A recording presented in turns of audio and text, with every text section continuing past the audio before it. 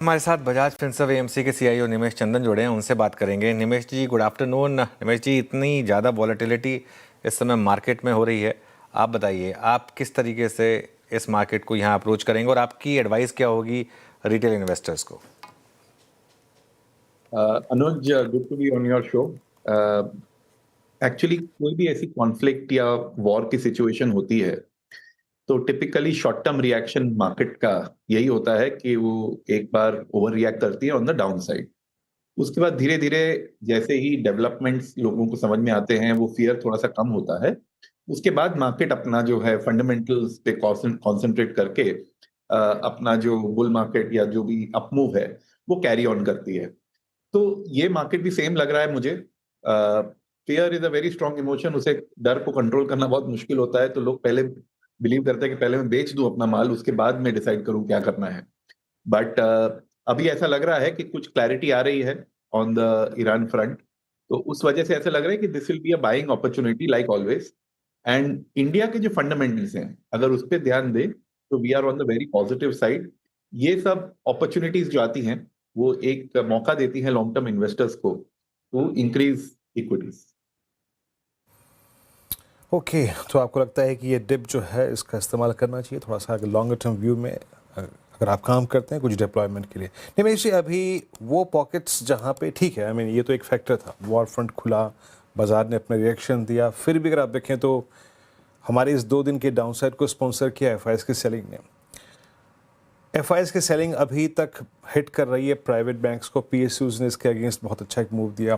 आप कंफर्टेबल कहाँ हैं आई मीन इस वक्त बाइंग करने में, जहाँ पे आपको I mean by the end of this fiscal और मेरे ख्याल से अगले 2 क्वार्टर्स नेक्स्ट फिस्कल के अच्छी ग्रोथ प्रोजेक्शंस दिखाई दे रहे हैं, उस मद्देनजर?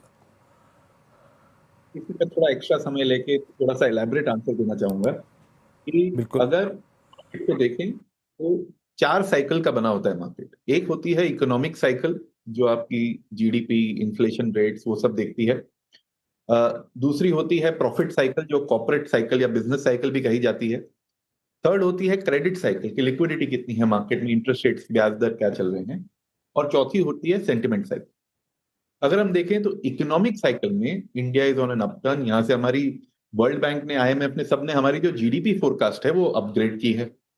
बिजनेस साइकिल, प्रॉफिट साइकिल भी अच्छे से चल रही है। लास्ट ईयर निफ्टी की अर्निंग्स ग्रोथ कुछ 6-6.5% रही। इस साल शायद 9-10% फिस्कल हम लोग क्लोज करेंगे। और नेक्स्ट ईयर जो प्रोजेक्शंस हैं वो 12 से लेके 17% तक डबल डिजिट ग्रोथ की बात हो रही है। तो प्रॉफिट साइकिल भी is also on an upturn. Credit cycle also आपने देखा होगा कि 2 महीने से there is a good pickup in credit. Bank credit भी बढ़ रही है, इंटरेस्ट रेट, ब्याज दर भी नीचे हैं। जो ये 3 फंडामेंटल साइकिल्स हैं वो पॉजिटिव हैं। सिर्फ एक सेंटिमेंट साइकिल जो है, बिकॉज ये जियोपॉलिटिकल न्यूज की वजह से ये एक दबाव बन रहा है मार्केट पे। बट टिपिकली ये मौका होता है टू इंक्रीज इक्विटी एलोकेशन। अब इस पे क्या करना चाहिए? जब आप इकोनॉमिक अप साइकिल पे हो तो जो सेक्टर्स जैसे फाइनेंशियल्स, मटेरियल्स और इंडस्ट्रियल्स, ये ऐसे सेक्टर्स हैं जो इकोनॉमिक साइकिल के साथ चलते हैं। दैट्स व्हाई हम भी इन पे पॉजिटिव हैं काफी। And with in financials, private banks, because उनमें सेलिंग काफी आई है, अब वो इतने अट्रैक्टिव वैल्यूएशन पे आ गए हैं, उनके जो मल्टी ईयर लो वैल्यूएशन पे हैं, तो उनमें मौका अच्छा लग रहा है फॉर इन्वेस्टिंग। मटीरियल्स पे भी हम बुलिश हैं। Cement, metals, oil and gas, इन पे भी हम बुलिश हैं, बिकॉज यहां से ऐसा लग रहा है कि there will be a new rally globally in materials. और in terms of third sector जो इंडस्ट्रियल्स है, जो कि कैपेक्स ओरिएंटेड सेक्टर्स है, कुछ प्राइवेट कैपेक्स पिकअप हो रहा है, तो उसमें वैल्यूएशंस भी अट्रैक्टिव है और ग्रोथ नेक्स्ट ईयर अच्छी रहेगी। तो इस 3 पे हम बुलिश हैं। मैं इन्वेस्टर्स को जनरली ये सजेस्ट करता हूं कि 50% अभी पोर्टफोलियो आप ये सिक्लिकल्स में रखें और 50% जो long term structural mega trends हैं, जैसे कि हेल्थ केयर, कंजम्पशन, डिफेंस, उसमें रखें। ओके निमेश जी, गुड आफ्टरनून। श्रेया बात कर रही हूँ। काफ़ी कुछ बता दिया आपने सर, लेकिन जब हम बाजार पर चर्चा कर रहे हों और आईटी स्पेस की बात ना हो, ऐसा हो नहीं सकता। और देखिए, मार्केट में रिकवरी आई लेकिन आईटी स्पेस में कोई खास रिकवरी नहीं, लगातार ये स्पेस दिक्कत में है। आप लोगों का व्यू क्या बन रहा है आईटी स्पेस को लेकर? आईटी स्पेस में हम एक्चुअली अभी नहीं, लास्ट ईयर से हम अंडरवेट हैं।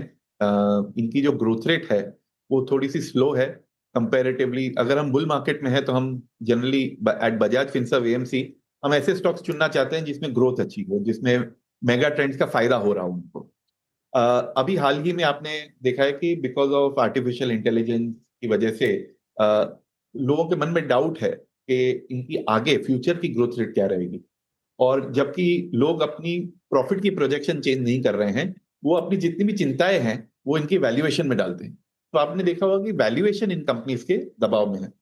अब जब कभी गुड न्यूज भी आती है, जैसे कि ये अभी वॉर की जो न्यूज आई दैट शायद टॉक्स ईरान और यूएस में हो जाएं, तो उस वजह से भी रुपी अप्रिशिएट होता है, और रुपी अप्रिशिएशन के हिसाब से फिर आईटी स्टॉक पे थोड़ा सा प्रेशर आना शुरू हो जाता है। तो हम अंडरवेट हैं बिकॉज ऑफ ये थोड़े से स्ट्रक्चरल रीजंस कि इनकी ग्रोथ रेट स्लो रहेगी, और अब रुपी भी अप्रिशिएट कर रहा है, तो उसकी वजह से आज मार्केट उन पे दबाव डाल। ओके, चलिए ठीक है। ये निमेश जी, एक वरी मार्केट के लिए रही है कि एफआईआईस की सेलिंग लगातार पिक हो रही है, और ऐसे में जो रिटेल इन्फ्लोज हैं वही मार्केट को संभाल रहे हैं, लेकिन क्योंकि 1.5 साल से रिटर्न्स नहीं बन रहे हैं, क्या वो थोड़े जिटरी हो जाएंगे? ये कितना बड़ा कंसर्न होगा?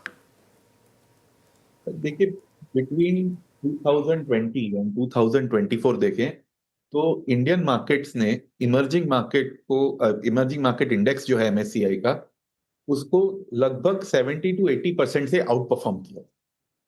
तब आर्टिकल ऐसे आते थे कि अगर इंडिया को हटा दो तो इमर्जिंग मार्केट्स कुछ भी नहीं कर। अब उस वजह से वैल्यूएशन जो है इंडिया के काफी हाई हो गए थे, एंड तब आपको याद होगा सितंबर 2024 से हमारे जो अर्निंग्स भी हैं वो भी थोड़ी डाउनग्रेड हो रही थी। तो उस वजह से एक सेलिंग रही है कि वैल्यूएशन हाई था, अर्निंग्स डाउनग्रेड हो रही थी। बट अब जो है गैप काफी नैरो हो गया है। हमने जो आउट परफॉर्म किया था 70-80% से, अब हमने ऑलरेडी अंडर परफॉर्म कर लिया है 2024 से 26 में बाय अबाउट 40% या 45% के आसपास। तो अब जो ये गैप अगेन कम हो गई है, ग्रोथ रेट पिकअप कर रही है, तो automatically this will attract liquidity. अब ये कहना मुश्किल है कि कब पैसा आएगा, लेकिन इंडिकेशन के तौर पे हम ये देख सकते हैं कि बजट और यूएस डील के पहले एफआईआई सेलिंग लगातार थी। कुछ दिन आफ्टर यूएस डील और बजट के बाद एफआईआई के नेट पॉजिटिव फिगर्स आने लगे। फरवरी का मंथ अच्छा था। अगर ये बीच में वॉर और ये क्रूड ऑयल जो है उसकी चिंता लोगों को ना होती, तो शायद ये फ्लोज कंटिन्यू रहते, एटलीस्ट इतनी सेलिंग नहीं होती।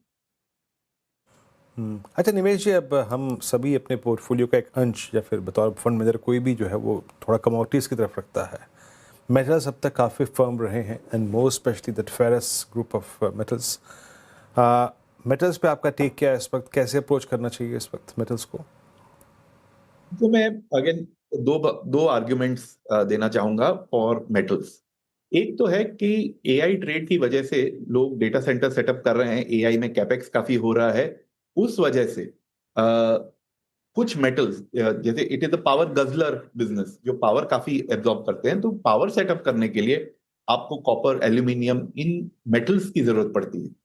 ऑन दी अदर साइड अगर आप देखें तो जब इमर्जिंग मार्केट्स अच्छा करते हैं तब मेटल स्टार्ट डूइंग वेल।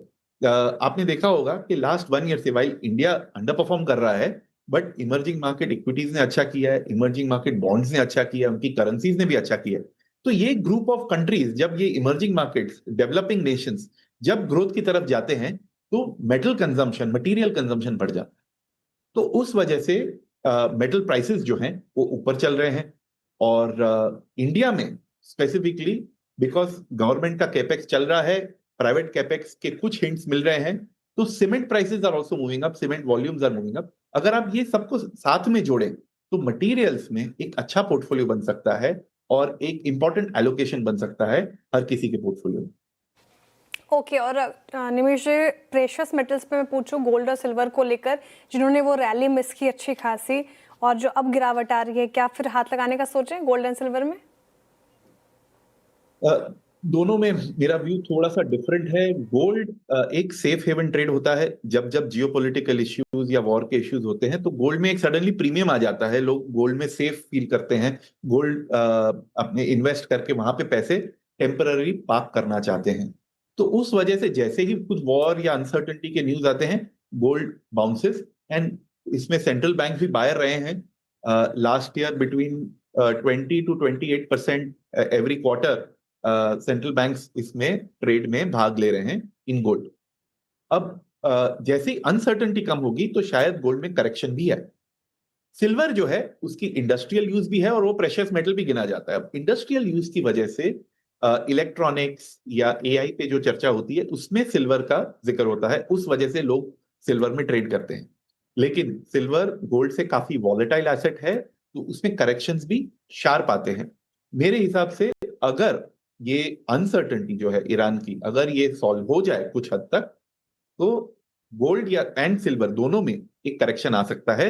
शायद तब इक्विटीज और बॉन्ड्स इंडिया में अच्छा करें। तो सर बहुत बहुत शुक्रिया, आप इस कार्यक्रम में शामिल हुए और सभी सेक्टर्स पे और स्पेसिस पे अपनी राय रखी आपने। बहुत बहुत शुक्रिया इस कार्यक्रम में शामिल होने के लिए।